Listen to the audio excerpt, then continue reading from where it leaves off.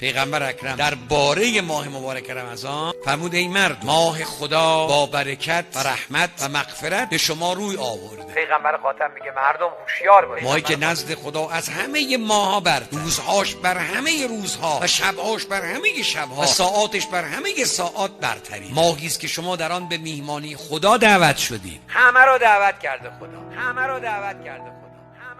نفسهای شما تو ماه مبارک رمضان تسبیح، خوابتون عبادت، عملتون مقبوله، دعاتون مستجابه. دیگه چی بهتر از این؟